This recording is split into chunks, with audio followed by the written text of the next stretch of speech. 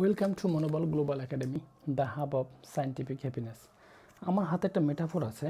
মেটাফোরে বলা হচ্ছে যে যখন কোনো কিছু গজায় ছোটো থেকে মাটি থেকে, তখন কোনো শব্দ হয় না।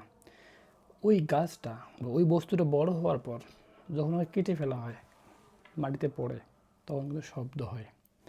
তো এখানে বলছে যে নীরবে কাজ, যে কাজটা আপনি ভালোবাসেন, যে কাজটা আমি ভালোবাসি করতে, সেই কাজটা যদি নীরবে অনবরত করতে থাকেই, তাহলে ওই কাজটা একটা সময় অনেক বড় কিছু হতে পারে, বড় কিছু দিতে পারে। তো অনেক সময় দেখা যায় যে আমি যেটা ভালোবাসি বা যেটা করি, আমি একাকী করি। হয়তো এটা আমার পাশে আশেপাশে কেউ নাই, তো আমি করতে গিয়ে আমার খারাপ লাগে।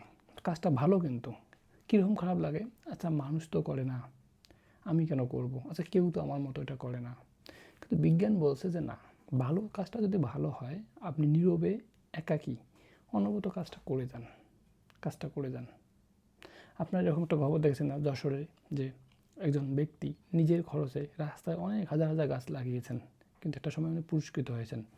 তো এইখানেও এই কথাটা বলছে যে ভালো কাজটা যত ছোট হোক, যত ক্ষুদ্র হোক, নীরবে করে যেতে হবে। সেই কাজটা একটা সময় বৃহৎ আকারে পরিণত হবে। প্রথমত কিন্তু কাজটা করতে গিয়ে খারাপ লাগে, নেতিবাচকতা ভর করে, না আমি কেন করব, কেউ তো ওটা করে না। তো এটাই আর কি, যে ভালো কাজ যত নীরবে হোক আমরা যেন করে যাই। সবাই ভালো থাকবেন। Thank you.